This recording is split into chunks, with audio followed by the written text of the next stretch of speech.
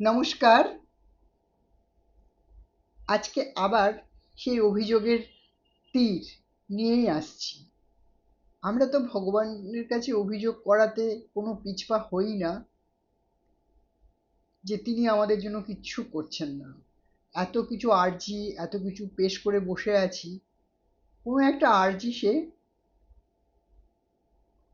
সাড়া দিচ্ছেন না সেই আর্জিতে, বা সেই উইশ ফুলফিল হচ্ছে না। এ তো গেল ভগবানের কথা। মানুষ আমরা যারা, আমাদের জীবনে অর্ধেক দুঃখ কোথা থেকে আসে জানেন? আমরা জানি, কিন্তু মানার জন্য আমাদের একটু মুশকিল হয়। মস্তিষ্ক আর মনের লড়াই চলতে থাকে। অর্ধেক দুঃখই আসে আমাদের ভুল মানুষের কাছ থেকে আমরা কিছু আশা করি। যখন আমরা ভুল কোনো মানুষের কাছ থেকে কিছু আশা করি, তো তার রেজাল্ট কি হবে? তার রেজাল্ট নিশ্চয়ই পারিজাত পদ্ম ফুটবে না, তাই না? আবার আর বাকি অর্ধেক দুঃখটা কোথা থেকে আসে? স্বচ্ছ এবং সৎ মানুষদেরকে আমরা সারা জীবন সন্দেহ করে যাই। এক নম্বর হচ্ছে আমাদের তো জটিল মন, যে আমরা সবসময় এরকম লোকের কাছে আশা করি যে মানুষের কাছে আশা করলে সে আশাটা আমাদের পূরণ হবে না, এবং ভুল মানুষ সে আশা করার ক্ষেত্রে। তো যথারীতি দুঃখ আসে, সেই দুঃখ আমরা পাই, আর দোষারোপ করি কাকে? দোষারোপ করি ঈশ্বরকে এবং সেই ব্যক্তিকে। আবার একটা ভালো মানুষ এসছে জীবনে, সেই মানুষটির সাথে মানুষটি স্বচ্ছ, সৎ, কিন্তু ওই যে সন্দেহ মনে, যে কিছুতেই ভালো হতে পারে না, নিশ্চয়ই কিছু না কিছু বদমাইশি তো আছেই এর ভেতরে। হ্যাঁ, এত ভালো আবার মানুষ হয় নাকি? বাকি অর্ধেক দুঃখ ফিফটি ফিফটি ওখান থেকে নিয়ে না, ভুল মানুষ আর এদিকে হচ্ছে সন্দেহ করার সৎ এবং স্বচ্ছ মানুষকে। কিন্তু একটা জিনিস আমরা কখনোই করি না, যে নিজের যে পর্যালোচনা করা, নিজেকে নিজেকে দোষ দেয়া, যে আমার দুটো ক্ষেত্রে আমি নিজে দায়ী, অন্য কোনো লোক দায়ী না। আমি ভুল মানুষের কাছে আশা করেছিলাম, আমি দুঃখ পেয়েছি। আমি একটা সৎ মানুষ, যার কাছ থেকে আমি সব দিন সব কিছু সঠিকভাবে পেয়েছি, কিন্তু তাকে আমি সন্দেহ করে রেখেছি। তো এই ফিফটি ফিফটি দুঃখ দুটোই আমার কারণে এসছে। কিন্তু আমাদের পক্ষে এটা মানা খুব কঠিন, যে নিজের কারণে আমার কাছে দুঃখ এসছে।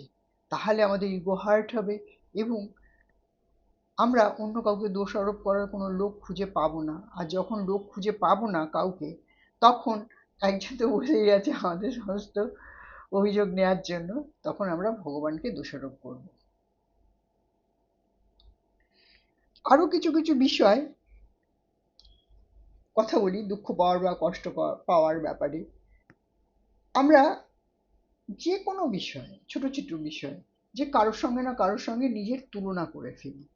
তুলনা করার পরে কি হয়, যে আমরা একটা মনোকষ্টে ভুগি। ওর বাবা, ওর একটা ওরকম বড় গাড়ি আছে, আমার নেই, আমি কষ্টে ভুগলাম।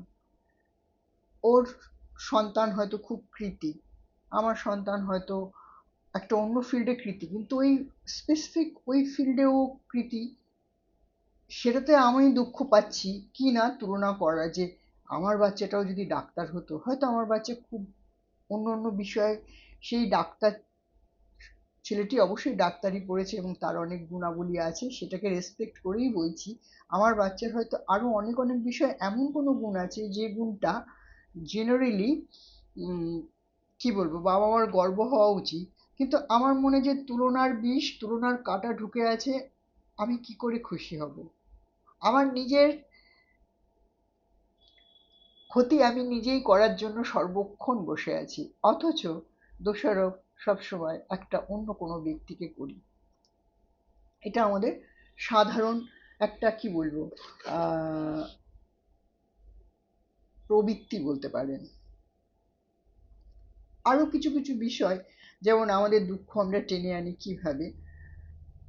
অনেক পুজো আচরা হচ্ছে বাড়িতে, হ্যাঁ, অনেক বেলপাতা, অনেক তুলসী পাতা, তুলসী পাতার শিরা ছাড়িয়ে তাকে সুন্দর করে করা হচ্ছে, ভালো, এটার মধ্যে কোনো দোষারোপ কিছু নেই, এটার মধ্যে একটা নিপুণতা আছে, এটা অবশ্যই আহ প্রয়োজন আছে।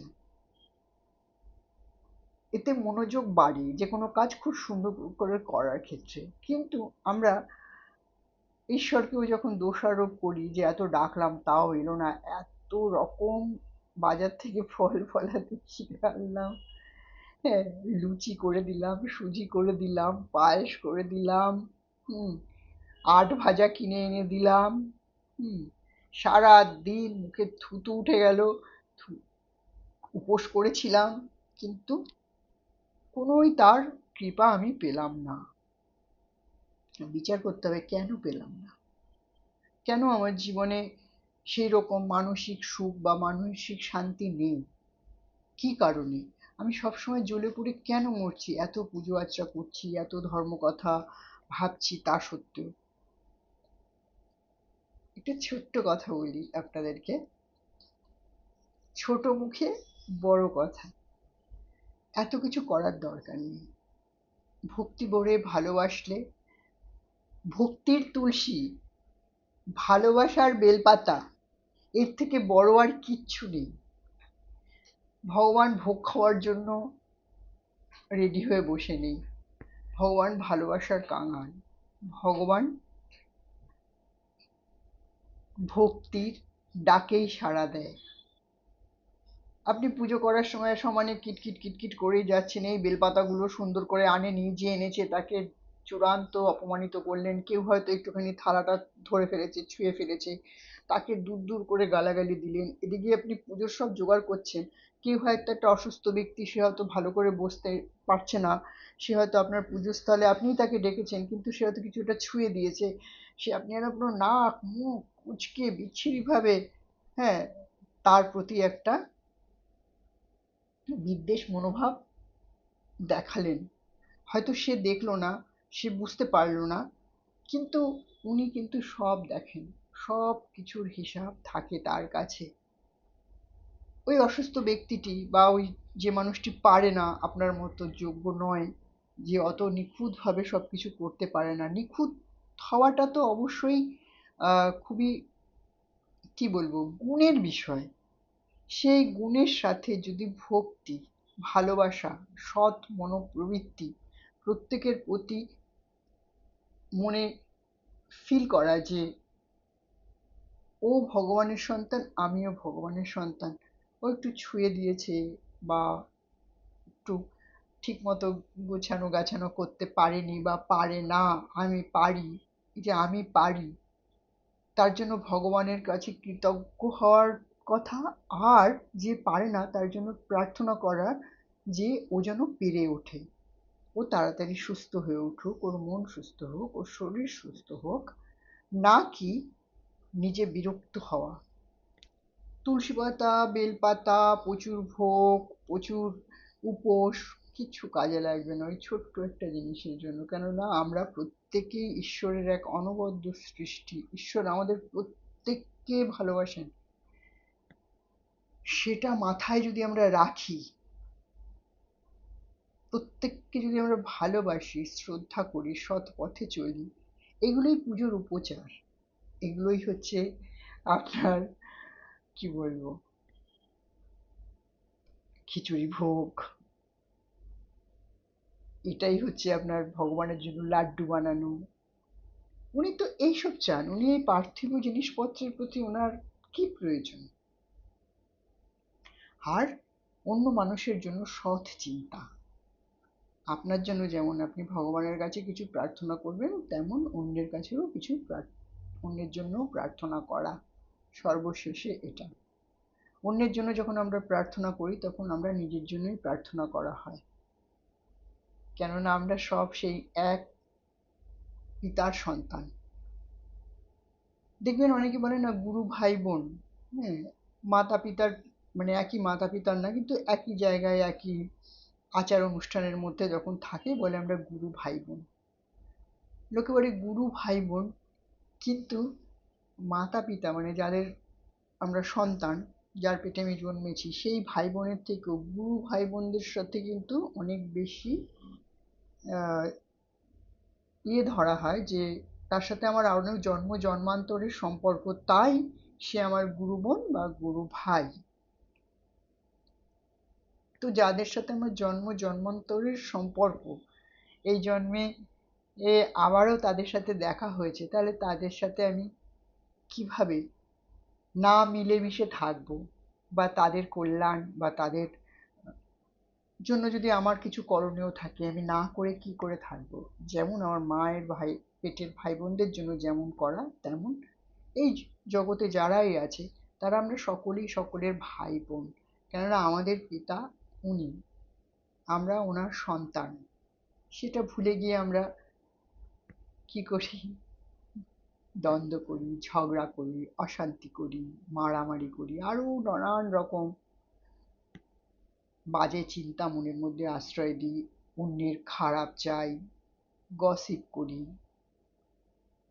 ভগবান কষ্ট পান যে আমার সন্তানরা নিজেদের মধ্যে লড়াই করছে, আমার সন্তানরা নিজেদের মধ্যে এইরকম একে অপরকে হানাহানি করছে। আমরা যদি এগুলো বন্ধ করে দিই, এইগুলোই ওনার ভোগ, এগুলোই ওনার সেই পঞ্চব্যঞ্জন সাজিয়ে দেওয়ার মতো বিষয় যেগুলোতে উনি সন্তুষ্ট হন। আর একটা কথা বলবো, ভুল মানুষ আসুক আর সৎ মানুষই আসুক, যেই আমার জীবনে আসুক, তাতে আমি যে দুঃখই পাই বা যে কষ্টই পাই, সেই কষ্টের জন্য আমরা অন্য কাউকে দায়ী করব না, না অন্য কোনো মানুষকে, না ভগবানকে। সবসময় নিজের দিকে আঙুল তুলবো যে এই সমস্ত কষ্টের কারণ আমি নিজে, এবং এই কষ্টগুলো আমি আমার জন্য নিজে ইনকাম করেছি, করার পর এগুলো সুদ সমেত আমি বাড়িয়েছি বিভিন্ন আরো অন্যান্য কর্ম দিয়ে। তাই কর্ম করার সময় অনেক ভেবে চিন্তে করতে হবে যে না, এগুলো করা যাবে না, এগুলো করা অন্যায়, এগুলো করা সঠিক নয়। নিজের জন্যও করা যাবে না, আবার অন্য কারোর জন্যও করা যাবে না। ভালো থাকবেন, আবার আসবো অন্য কোনো একটা বিষয় নিয়ে আলোচনা করতে। পরিবারের সাথে ভালো থাকুন, ঈশ্বরে ভক্তি রাখুন। আর ঈশ্বরকে পুজো করার জন্য বেল, তুলসী, মন্ত্র কিচ্ছু লাগবে না, শুধু ভক্তি, ভালোবাসা, ব্যাস এইটুকুতেই উনি খুশি।